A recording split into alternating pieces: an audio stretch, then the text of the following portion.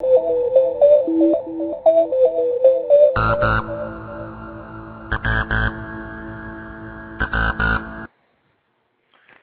everybody, and good evening. Welcome to Paranormal Guys Inc. Radio, number 16. Tonight, our special guest is international ghost hunter Patti Starr. And right now, I want to bring in my co-host, Derek Frankham. How are you doing tonight? How's everybody doing today? Good stuff, good stuff.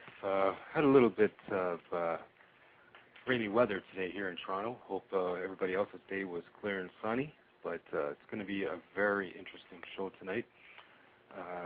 Most people should know, if they don't, that Patti Starr is a world-known ghost hunter, and she's been on numerous television shows and written books. She does speaking seminars, all of which we'll get into detail when she comes on aboard our show. But before any of that, I just want to do our ritualistic shout-outs to all our groups and whatnot. First of all, take a look at all the links. There's 2 of them that I put in the chat room if you're there. They'll bring you to our homepage, which has all the portals to our MySpace, Facebook, YouTube, Now Public, etc., all embedded, and also Patti Starr's website with her email address if you want to contact her. And we have some interesting news, too. Got a couple of important documents sent to me. Take a look at the Now Public articles. The most recent ones are quite interesting, to say the least. And I don't know, do you have any personal news that you want to talk about there before we get ready? Well, nothing too bright. I mean, it's been a gloomy week and all that, and of course we got the garbage strike going on. How nice in light of Canada Day tomorrow. Yeah, I know a lot of events are canceled. So I don't know, it's just kind of been on the back burner, that thought. Not the most positive one, but the show will definitely bring me up. Definitely something positive out of all this. Well, it's going to be a nice, enlightening program. Big fan of hers. You can definitely look online and find ample amounts of information about her. She is also on MySpace and Facebook. If you wanted to add her as a friend, definitely go for it. She responds to as many people as possible. And I'm excited to talk to her in person. And I also wanted to mention, too, that last program we spoke of the beginning of filming of our documentary film. I wanted to give a little update on that. If the weather holds up on this weekend, we should have it completed. If not, then definitely next weekend. But rest assured, it will be done. So look for that next upcoming while. And you can definitely have something to look forward to in that regard. But okay, so what's happening now is I'm also improving my computer system here at the same time, so bear with me if things seem a little slow. They're not really. Yeah. Well, just to keep you guys updated, I went up to the cottage last weekend. We had a beautiful starry night, but nothing out of the normal this time so far. Just your common satellites and stuff like that I've seen. But, yeah, I was keeping an eye out, though. That's the thing with the paranormal. I mean, you're not always going to have things happen, you know. Exactly. Sometimes they'll even happen when you least expect it. So that's when it usually does, too, eh? Yeah, exactly. Of course, when you go out looking for it, you're not guaranteed at all, actually. No, that's right. Yeah, but nonetheless, I still tried. I was actually laying on the dock there. Started to get a little spooky after a while, though. Yeah, you know, a lot of animals out there. I'm all alone. Everybody else you were telling me that asleep. you took the adventure late at night all by yourself. Yeah, exactly. With a slight risk. You never know, right? Well, that's an adventure in itself, I would assume. Well, there's been a sighting of a mother bear with 2 cubs roaming around, so I braved it. Had that old flashlight. That was my only protection. Well, if you ever did encounter a bear, I guess he could play dead. You know, I don't know how accurate that is. Probably would. I have a heart attack, man. Yeah, exactly. Yeah. Any moment now, we'll bring her in and start the program. And again, bear with me if things seem a little bit off. It's only because I'm installing Explorer 8 on my computer, so at the same time, everything is a little bit behind a few seconds. So rest assured, though, it will take care of itself. Yep. Good things happen in all due time, you know? Yeah, exactly. All right. This might have been the worst time to update, though. But it's been going on for the last hour and a half now, so pretty big process. Oh, it's almost like a forceful thing. I noticed that today. Explorer 8, you're mentioning? Yeah. Oh, yeah. Yeah, because unfortunately, a lot of the systems that are out there, they're refusing to, allow you access unless you have the new system. So. Yeah. If you don't have it, pretty much you're out of luck, right? That's right, and that's what's slowing things up tonight. It's kind of weird, though. I'm pretty sure I already updated Explorer 8, unless it was the beta version, and now I need the actual version. Could be, yeah. But, holy, this is not going according to plan, that's for sure. But again, we always have one issue per show, so hopefully this is the issue, and it's done its course, and it's taken care of it, and got that out of the way. Okay. Yeah, I really give you some credit, though, for some good detective work you've been doing. A lot of the things you're finding out.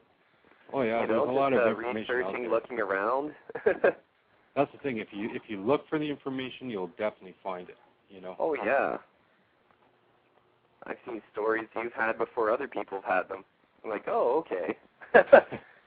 It's kind of like a little pat on the back, you know. Yeah. Not to brag or anything, but no, but we're all in it together, and it's definitely a team, team effort for getting stuff out there, and the more power information in numbers, out there. power in numbers. Yeah, exactly, and it never hurts to get as much out there as possible. That's right.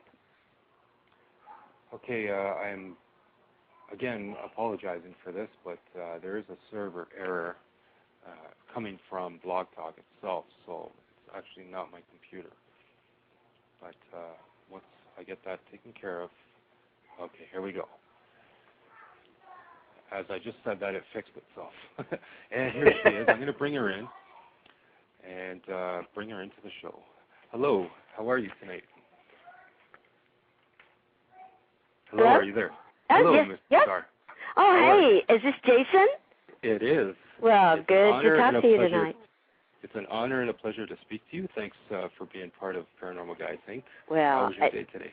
Oh, my day is always great. I always say any day above ground is a great day. That's excellent words to live by, that's for sure. It is, isn't it?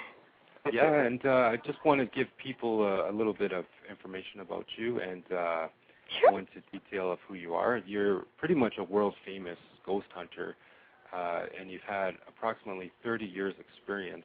And if you could just tell the people what got you into this.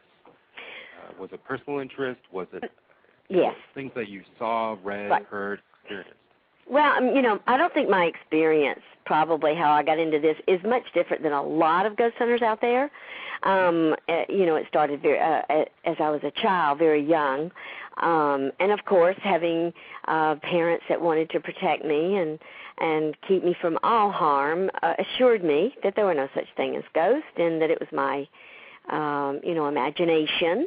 Mm-hmm. And I have to chuckle a little bit. I was raised in a strict Baptist home where that was just not, that type of topic just wasn't talked about, ghosts and spirits and that type of thing. But I would insist, that I'd had a visitation and then, of course, again, I would be told that's just your imagination, sweetie. You must have been dreaming. That couldn't have possibly happened. And for God's sake, don't tell the preacher. So with that in mind, I didn't, I didn't really hold on to it for a while, and I let it go. And then, but as I got older, it started to come back, especially after I started having children. And then I realized, I said, this is not my imagination. And so now at 61, I'm just convinced. Yeah, you've seen enough to be convinced. And for the people that don't know, too, you've written a book, and we'll get into that in more detail. But what was your first path in this? Was it basically like little gatherings, or were you immediately pushed into full-blown investigations? Oh, I just think it just sort of happened gradually. I know that when I was really young, I enjoyed, of course, the laws are a lot different now. Back in the 50s, 60s, I would trespass and go on property that was abandoned. I would go into old abandoned factories. And I guess I was just a strange kid. I just liked being by myself and then just seeing whatever I could pick up in places like that. And then I went to Europe back in the 70s and really, really enjoyed the energy there and the things that I felt when I'd go into the old castles and things of that nature. And then in the 80s, I decided to maybe start documenting some of the things that were happening, like try to get recordings or pictures, which I started getting some strange anomalies in my photos, especially in a haunted house where my mother lived. Then I guess in the late 80s, I started playing around more with other instruments, and then by the early 90s, say 1990, I was looking into the thermometers and the infrared thermometers and the EMF meters, and I guess probably the late 80s, I decided that if I could have a career, ghost hunting would absolutely be the thing I'd want to do. But at the time, ghost hunting was not such a cool subject. If you told people you were going to be a ghost hunter, they would want to put you in a straitjacket and cart you away to the funny farm, But now you can tell somebody that you're a ghost hunter, and it's like, oh, cool, so it's all changed. And I guess it was kind of like Barbara Mandrell used to say, I was country before country was cool. I guess I was a ghost hunter before ghost hunting was cool. And then I decided that I was going to look into see what I could do about becoming a professional ghost hunter. So in 1999, I quit my job, and I decided to teach. I had been recruited to teach at our local community college, and it was a total uncredited course. I don't want to lead anybody to believe that it was a credited course, but it was an uncredited course, and I taught Introduction to Ghost Hunting and also Advanced Ghost Hunting. I taught that for 8 years, and on those two subjects. And just through those 8 years, I opened up a ghost hunter shop. I have a brick and mortar store, and I've had that open since I think 2001 is when I first opened that up. And then I do ghost walks in a little local town about an hour from where I live. And I started those in 1997. I think I had the first one about 1996. And then, of course, I do seminars. Chip Coffey is a very dear friend of mine, and of course, he's a psychic medium, and he and I go to colleges as a team, me the ghost hunter, and he as the psychic medium, and we do lectures all across the United States. We've done that together for about 4 years. And so those are the ways that I was able to go into this as a profession and become a professional ghost hunter. And then I decided to form a side group, which is my ghost hunting group, and it's more for fun and going out and investigating and that kind of thing. And it's called Ghost CIA, which stands for Ghost Chasers in Action. And so I've got about 140 members right now, and I love everybody in my group, and then I've encouraged all of my members to go out and make subgroups. So all of my members have sort of broken away, and they just go into their own little subgroups, and then we meet once a month and we have show and tell and other meetings and things like that. Sometimes I'll do a seminar on an EVP or a new ovilus or something of that nature. I just try to keep everybody, educated. And then I continue to teach my classes at my shop every month. I teach a class, and if you take it and get certified, then you can join my group after that, and then you can come back and take any of the classes at any time for free once you've already gotten your certification. And I always encourage the ghost hunters to do that after a year or so, just to keep refreshed and up on the latest instruments and experiments and things of that nature.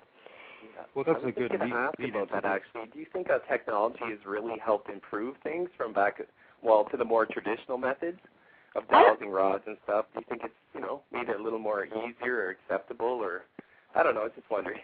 I don't know that it's improved, but I think there's a lot of people out there that are very visual, and they really need, it's kind of like a show me thing. So of course your meters and your thermometers and things of that nature are more of a kind of a it's more of an objective type of instrument, because dowsing, of course, is you're operating the dowsing rods, so you could, people might say, oh, well, they're making the dowsing rods go yes or no or whatever. Whereas if you're using an EMF meter and you're asking the spirits to come through and make the meter beep for yes and do nothing for no, and they come through and they start answering yes and no questions through a meter, then you can see that there's no possible way that the person is causing the meter to go off.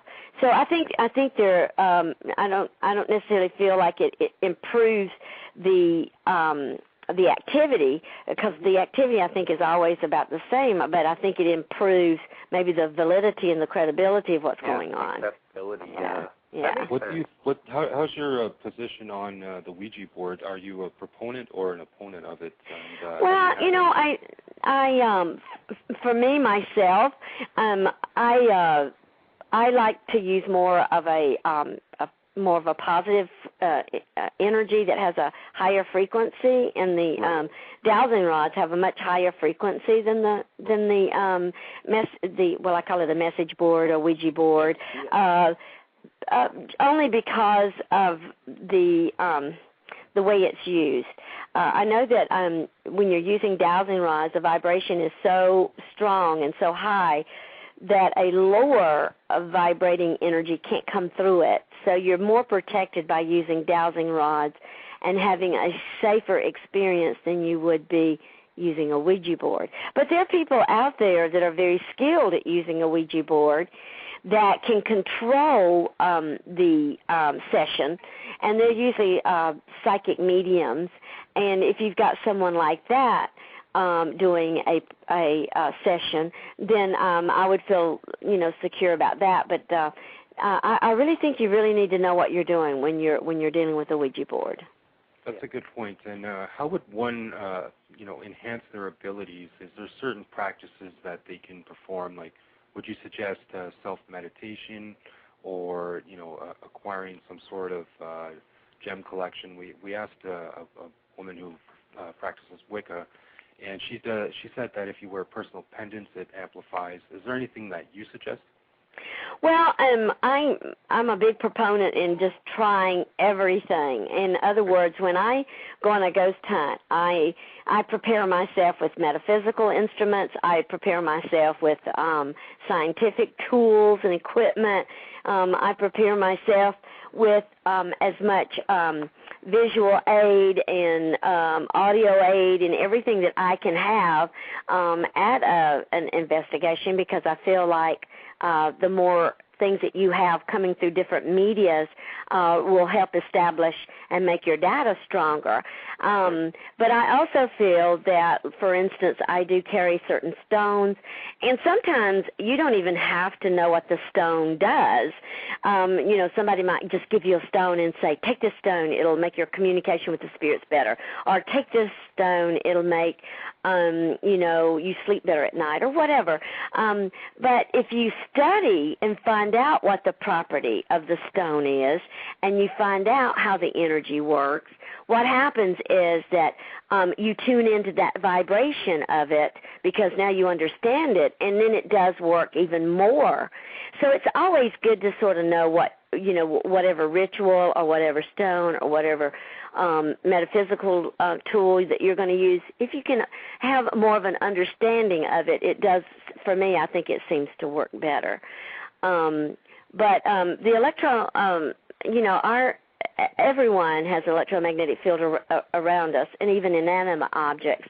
And I really feel like with that electromagnetic field, we all have different energies and vibrations that we can learn to work with, and they're fabulous, and they're fantastic. Like when I go to, right before I go to an investigation, I will send ahead of me, I will send some energy that will raise the vibration so that when I get there, it'll be more of a harmonious experience as I'm trying to communicate with spirits. They can come through better, and I have a clearer channel.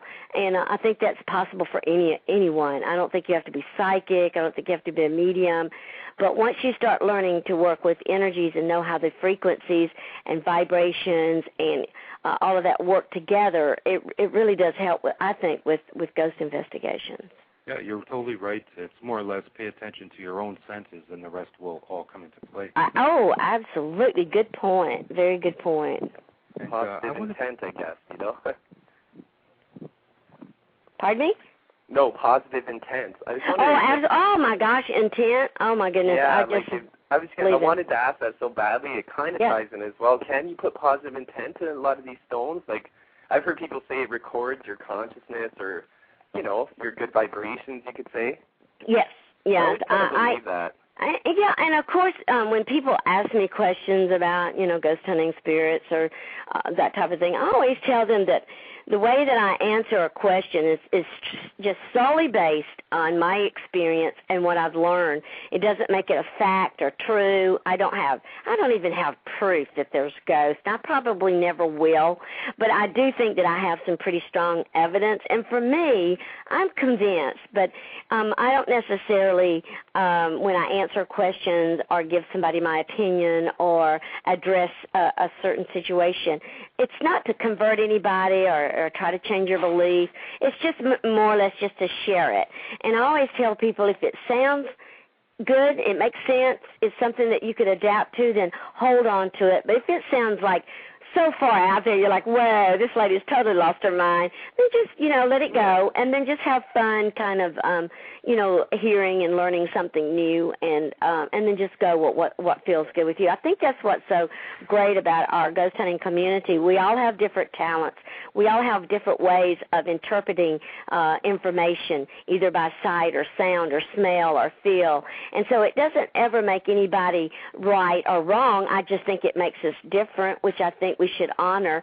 And because it isn't an exact science, there's so many of us out there. We're trying different things. We're doing different experiments. We're going out for the wild and the bizarre, all the way down to the tamed and the controlled. And I just think it's awesome. So when I'm teaching a class, what I try to do is just give people basics, and then I encourage them to take their own style, to take their own talents, their own sensitivities, and then create even more with that, so that we can all learn from our differences and not so much be judged or criticized.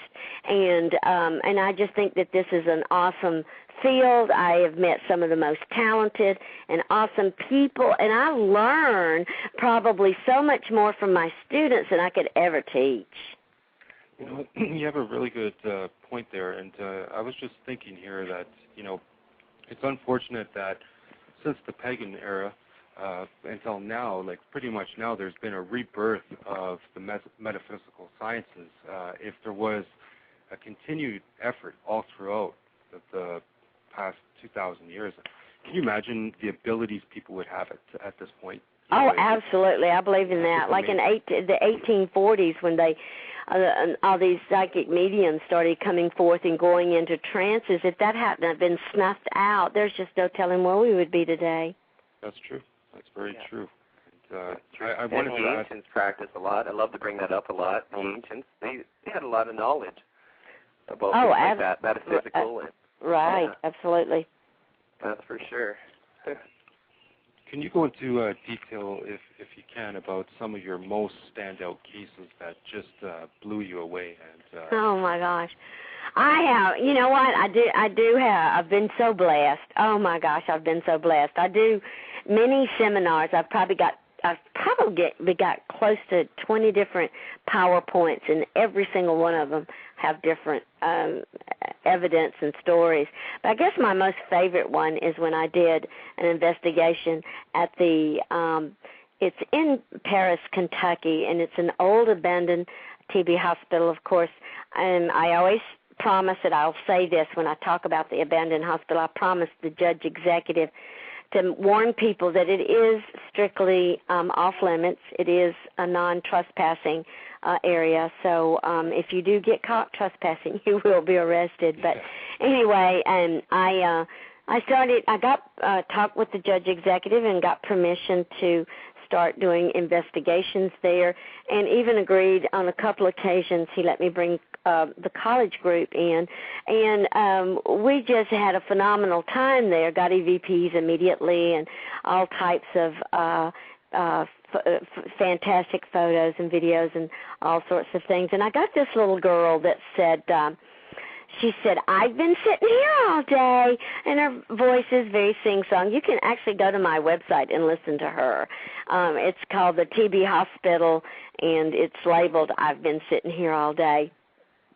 And when I was thinking about it, see, the TB Hospital, one of the treatments that they used to help heal the patients that were suffering from the TB was to wheel them out onto the porch or either outside so that they could get plenty of fresh air and sunshine, because as you know, when you're out in the sun and the sun rays hit your body that goes into the epidermis of the skin and everything, what it does is it transforms that energy into vitamin D, and that helps with your immune system.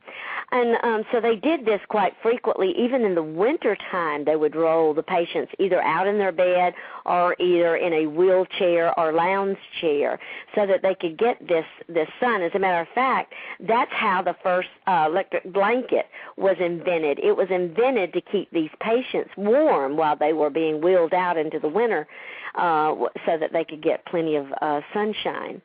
And I could just imagine that this little girl had been probably wheeled out in a little wheelchair or something. So that's probably why she was saying, I've been sitting here all day. And as I was listening to my recorder after I'd gotten home, I noticed that she said it, and then I started speaking to the students, explaining something. And in the background, I heard her say it again. She says, I've been sitting here all day. And I thought, oh, this is great. She repeated herself.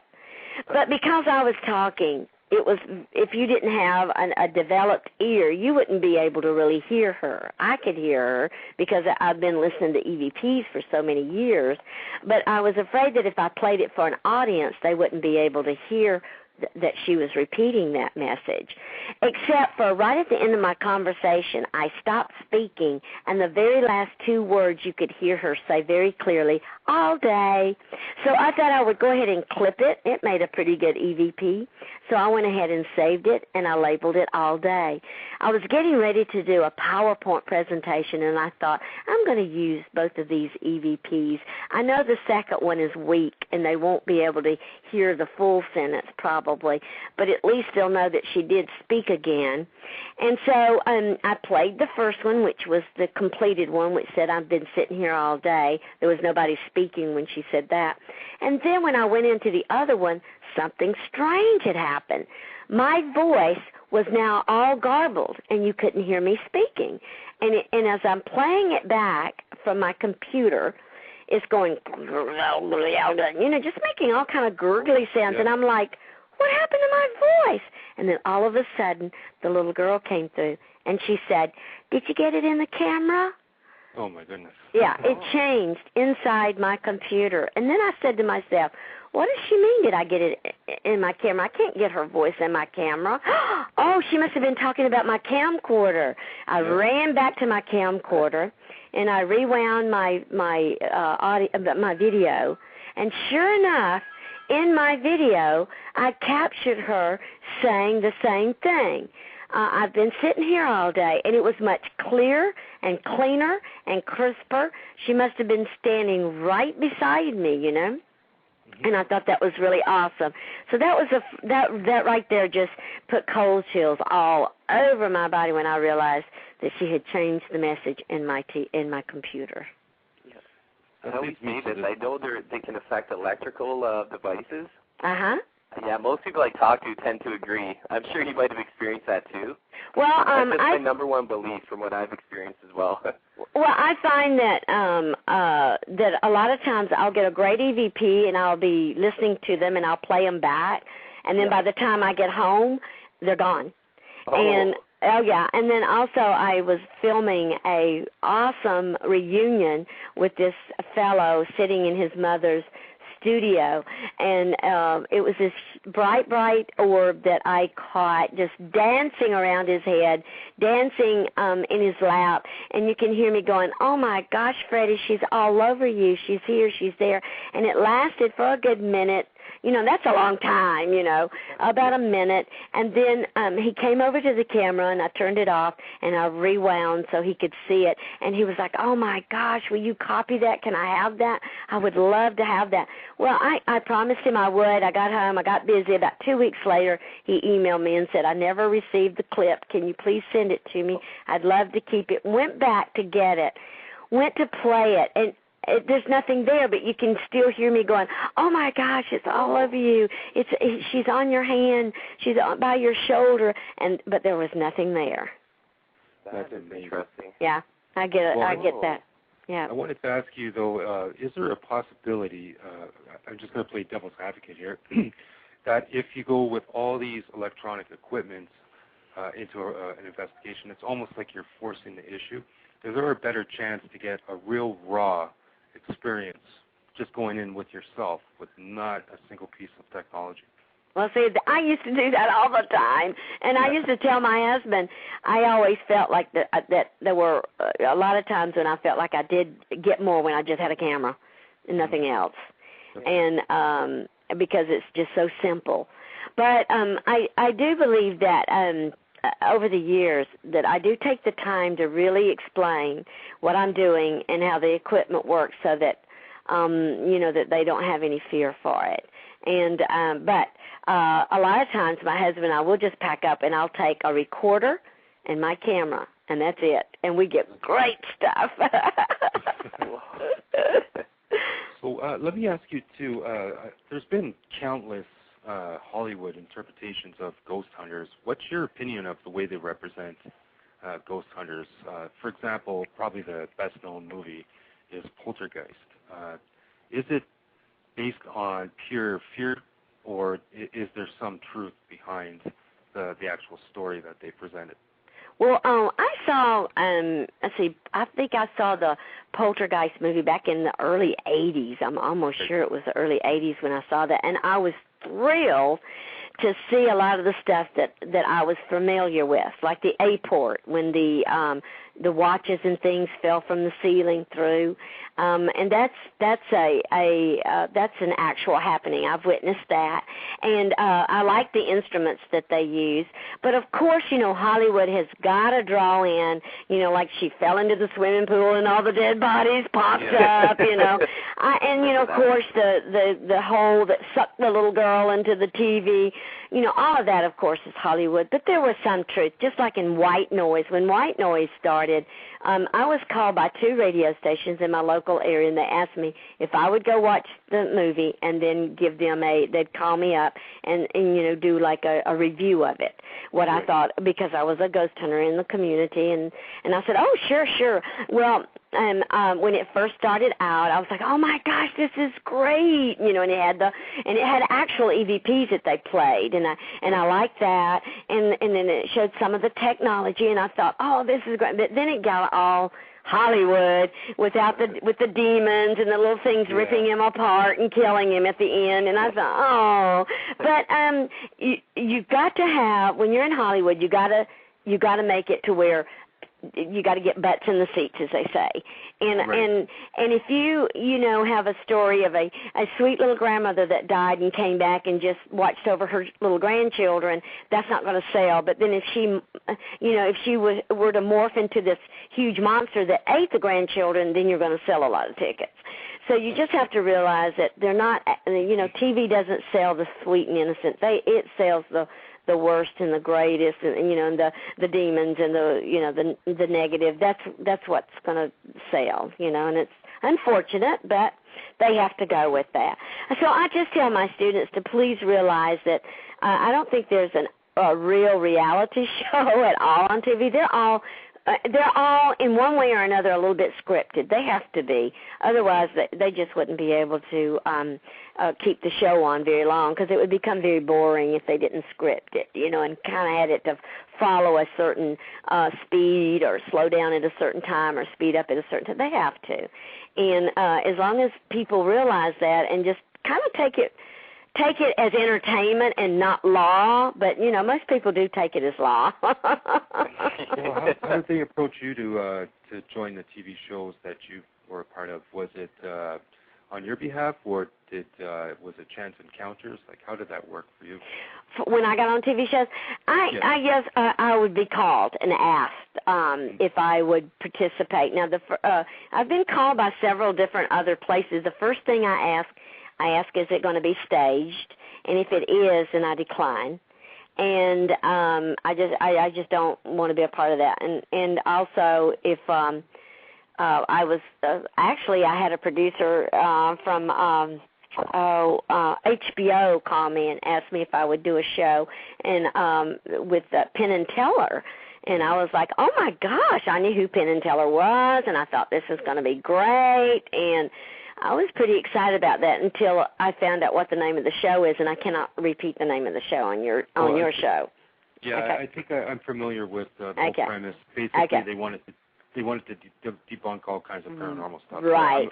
So I know which one you're talking about. Okay. And so when I found out the name of the show, I declined right away. I said, I said, when I first started this, I didn't do this to get on any TV show. I didn't do this to become to become so much into the public eye. I said I did it because I wanted to know what the heck was going on, and I was fascinated by the field, and I have a great, respect for it, and it's something that I love, and I'm not going to do anything that's going to rip it all apart. And so then they asked, well, could you recommend another group or another person? I said, not my worst enemy. I'm sorry. Yeah, that's it. Yeah. And how did you copy? I know you.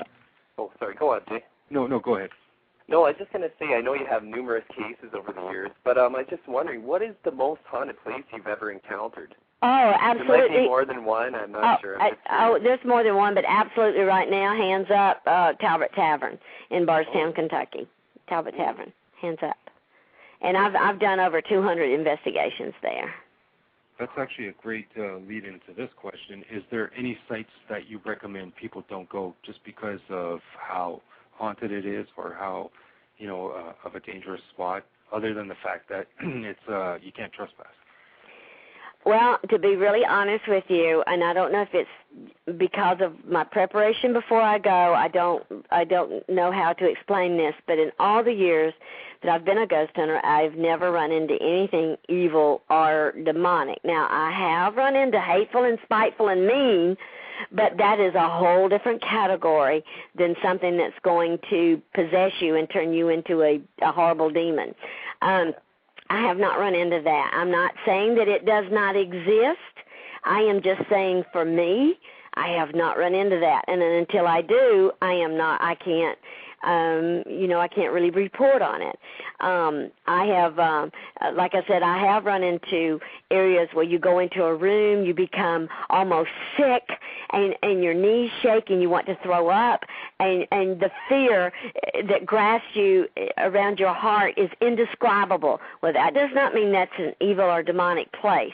It's, for me, I discovered that a lot of times what you're doing, you may go into a place where there has been a horrific death, something terrible that happened, and you're picking up on a lot of the residual energy that was left at the moment of that highest emotional point that happened, like a negative imprint that had been left there. So what you're actually picking up is the fear or the horror, and it's not because it's something that's there that's evil or demonic. So I know a lot of people, when they go into places and they feel that, they immediately think, oh, we got to leave here, it's evil, it's demonic. But, sometimes if they can just take a little bit of time to, once you get scared, you might as well just forget your investigation, because you kind of contaminate it, a little bit. You're not objective anymore because you're too afraid. But if you can get beyond that fear and think about, like at the TB hospital, we were trying to get a communication through with a voice, and it wouldn't come through, and finally I thanked the spirit for trying, and then I said, but if you could make a sound that would be indicative to when you were here. And we did I call it an absolute, where we do 30 seconds of absolute quiet, and I just do 30 seconds after I ask them to either answer a question or something. Then we rewind and listen to what we've got. And in that 30 seconds, after I had asked the spirit to make a sound, because obviously it couldn't speak, we got two footsteps walking toward me, and it was like this gurgling breath, and it sounded like whatever was coming at us, it sounded like it came up from the depths of hell. And, of course, when we played it back, we were like, oh, my gosh, should we run now? And then I said, wait, guys, wait a minute. What did we ask? We are in a TB hospital, and we asked it to make a sound that would be indicative. And you know what? It was trying to breathe through all of the TB that it had in its lungs.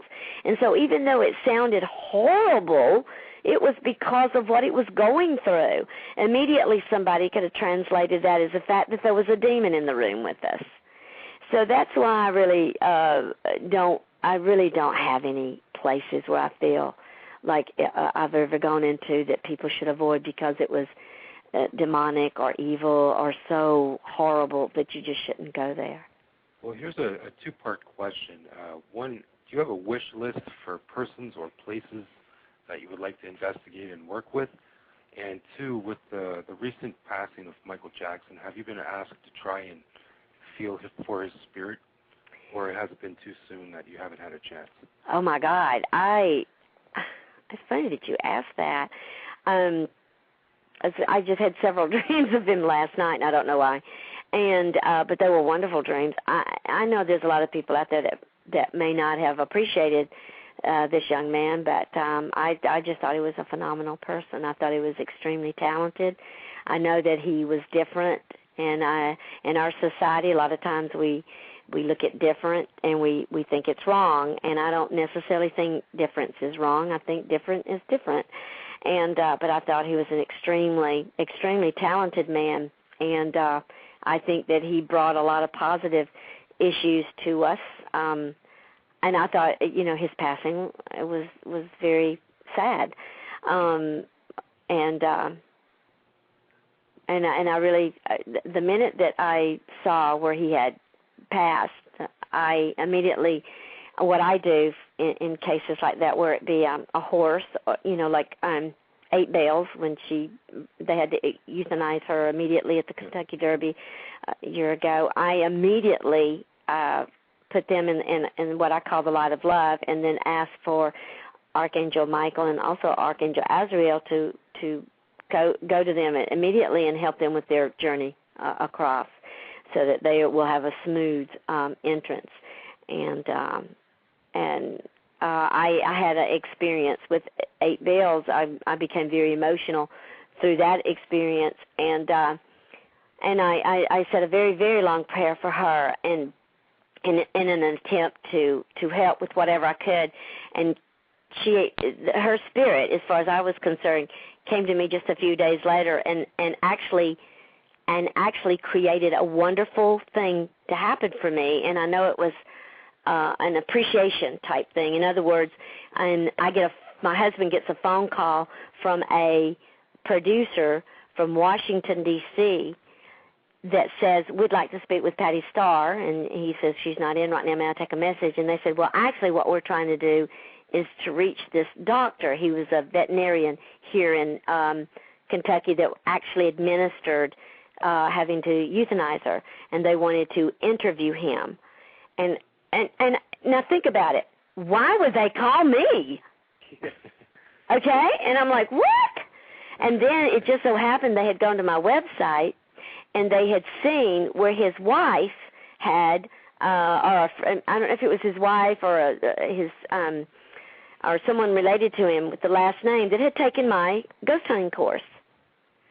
And they thought that if they contacted me and then I could, connect them with them, then they could find the doctor.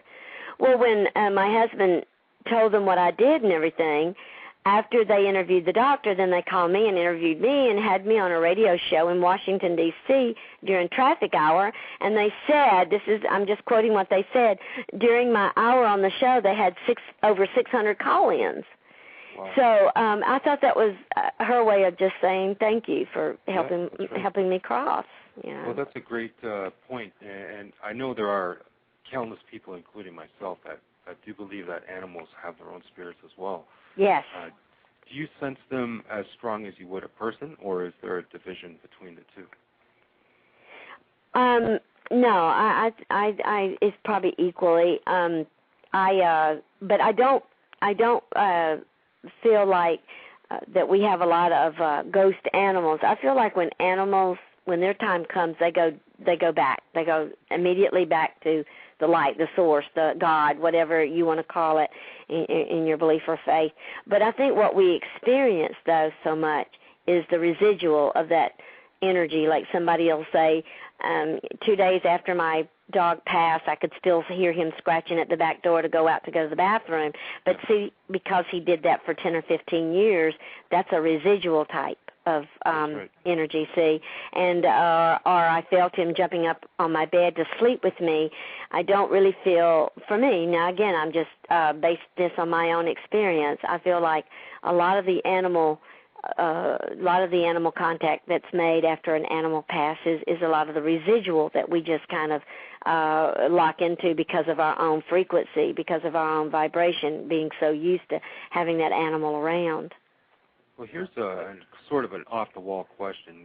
We'd like to research all sorts of paranormal phenomena, and one of the areas we cover quite a lot is UFOs and alien experiences. Do you believe that there's intergalactic spirits out there, or are they on such a different frequency that us being, so much as the lower species, we can't catch their spirit?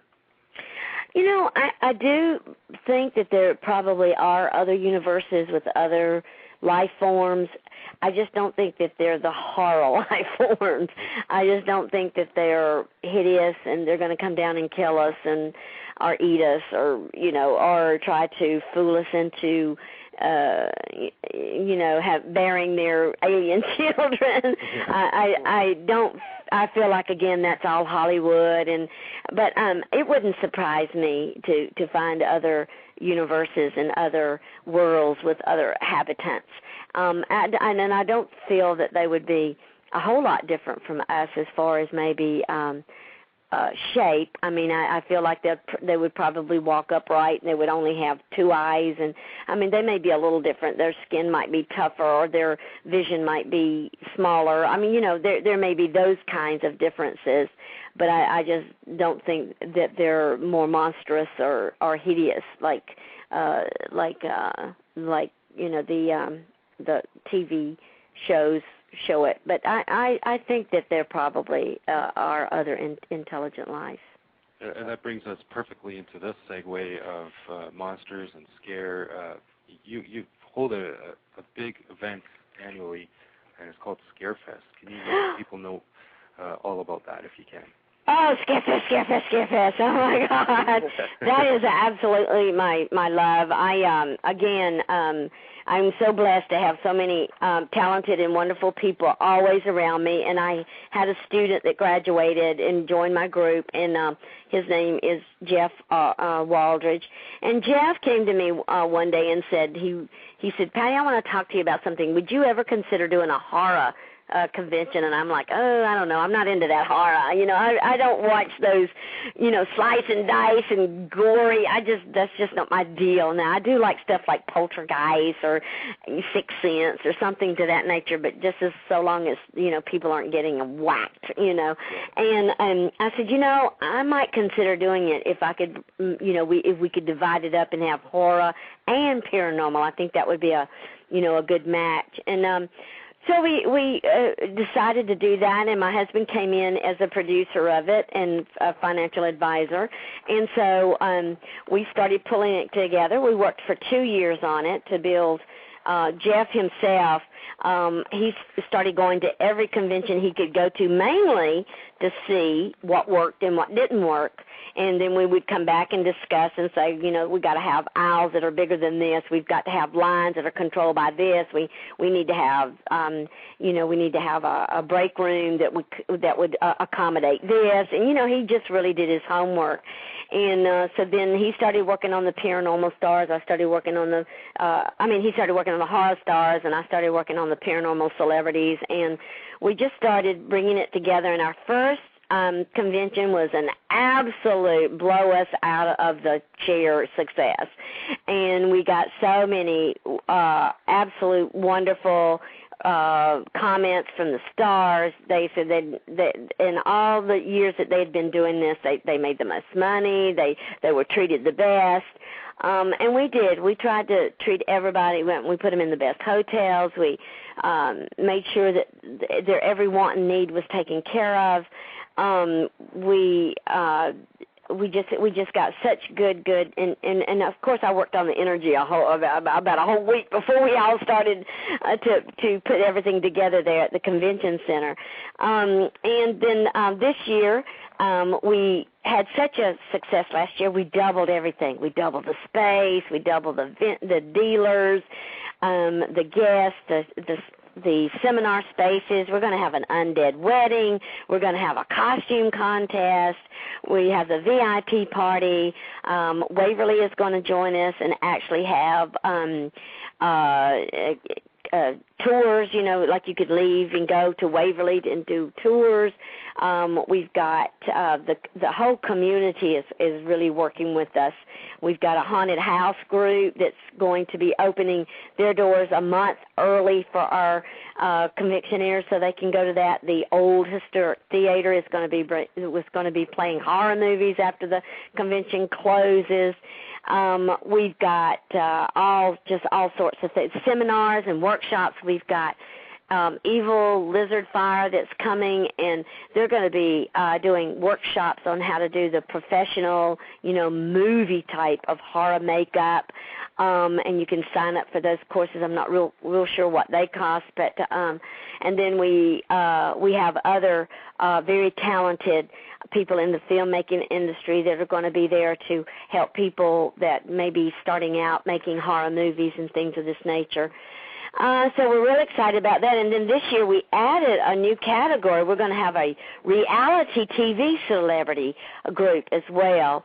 And we've got someone coming in from Survivor. We've got a couple of ladies coming in from Graciously Vain and BHA's Rock of Love, Beauty and the Geek, and a pro wrestler. So that's just going to be just some extra entertainment that we're going to have. And along with the weird and wonderful, the vendors are coming in. And, of course, we have on the horror side, we have all of the wonderful, wicked and wild. And then we have the metaphysical, where we have readings and auras and psychics and healers. So we have, it's just, when you think about it, a lot of times the horror part, the men want to go, and the women are like, no, I don't want any part of that. And then the women like to go over and have their palms read or their aura picture taken, and it's kind of a situation where the men and the women can go to a convention and both get, maybe see a star or do something that they really like. Yep, so something for everyone. And this is all accessible via your website, which I put in the chat room. But if you would like, I can give it to the people again. It's www.thescarefest.com. You have to put the in front of it. So it is thescarefest.com. And they can learn all about it and sign up. We also have a video contest if you want to make a little kind of commercial why you want to come to Scarefest and why people should come to Scarefest. We've got several of them up, and they are really good. You're more than welcome to join the video contest. And it's not too late. It's just a matter of how many people that you can go and watch it. You tell them to go and click on it, and for every click there's a counter. And then what we're going to do is we're going to, the winner will be the one that gets the most hit, the one that watched it the most on YouTube. That's amazing.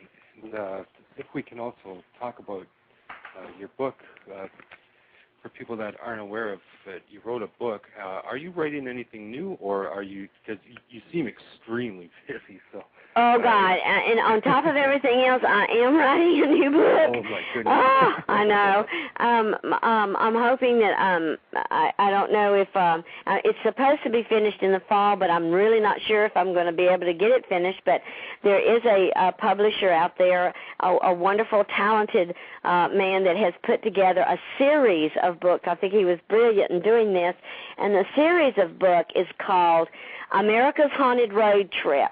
And then he selected one author per state to write about haunted places where you could actually get in your car and go and visit. In other words, like a haunted hotel or a haunted restaurant or a haunted B&B or a haunted museum or a haunted cemetery or a haunted battlefield or a state park, like that.